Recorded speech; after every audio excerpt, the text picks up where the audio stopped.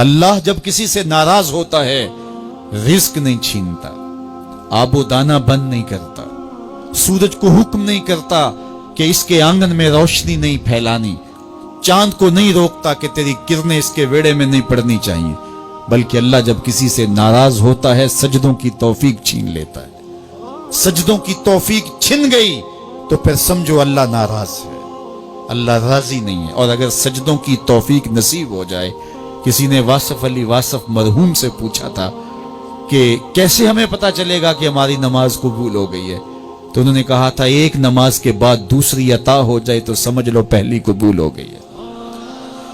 تو نمازوں کا نصیب ہونا یہ اللہ کی رضا اور اللہ کی خوشنودی کی دلیل ہے، اور سجدوں کی توفیق کا چھن جانا یہ اللہ کی ناراضگی کی دلیل ہے۔ میں اور آپ دیکھیں کہ ہم کہاں کھڑے۔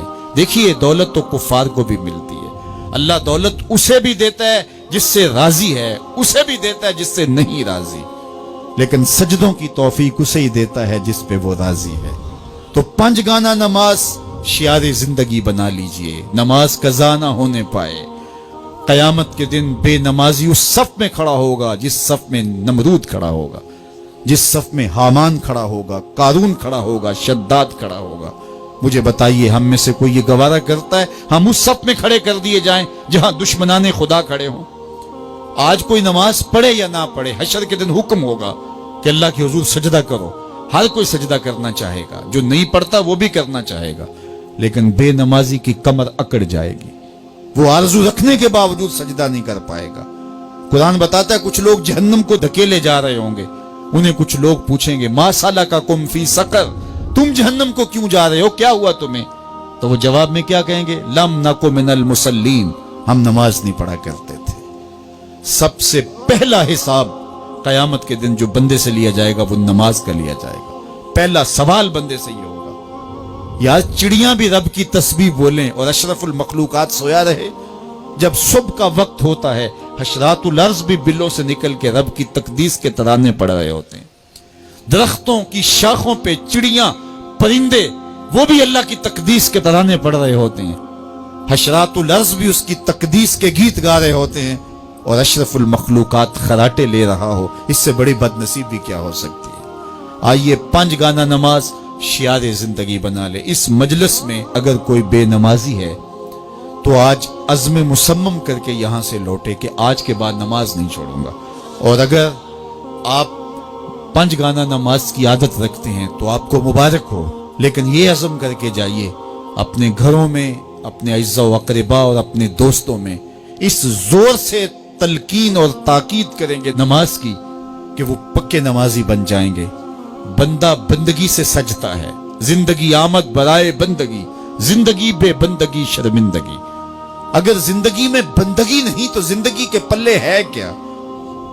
علماء نے لکھا ہے کہ یہ سارے درخت حالت قیام میں ہیں، چوپائے حالت رکوع میں ہیں، مینڈک تشہد میں ہیں، اور حشرات الارض سجدے میں ہیں، اور انسان اشرف المخلوقات ہے۔ اس کی عبادت میں درختوں کا قیام بھی رکھا گیا، اور رکوع بھی رکھے گئے، اور سجدے بھی رکھے گئے، اور قعدے بھی رکھے گئے، اس لیے تاکہ اس کی عبادت تمام مخلوقات کی عبادات کی جامع بن جائے۔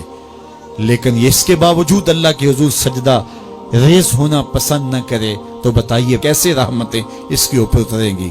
خوش نصیب تو وہ ہیں جو 5 گانا نماز ادا کرنے کے بعد تہجد بھی قضا نہیں ہونے دیتے، سجدوں سے اللہ کے حضور حاضری پیش کرتے ہیں۔ سب سے زیادہ بندہ اللہ کے اس وقت قریب ہوتا ہے جب سجدے میں سر رکھا ہوا ہوتا ہے۔ انسان کے اشرف اعضاء اس کے سر میں ہیں، بولنے کی قوت زبان سر میں، دیکھنے کی قوت آنکھیں سر میں، سونگنے کی قوت ناک سر میں، چکھنے کی قوت زبان سر میں، سننے کی قوت کان سر میں، سوچنے کی قوت دماغ سر میں، اور سر مالک کے در پہ۔ ناک بھی رگڑ رہا ہے، پیشانی بھی رگڑ رہا ہے، اور زبان سے کیا کہہ رہا ہے؟ سبحان ربی الاعلی، مالک مجھ سے نیچے کوئی نہیں، تیرے سے بالا کوئی نہیں۔ انسان کو بندگی کا ذوق جب نصیب ہو جاتا ہے، جب اس کے حضور بندہ جھکنے لگ جاتا ہے تو پھر وہ کسی کے آگے نہیں جھکتا۔ وہ ایک سجدہ جسے تو گراں سمجھتا ہے 1000 سجدے سے آدمی کو دیتا ہے نجات۔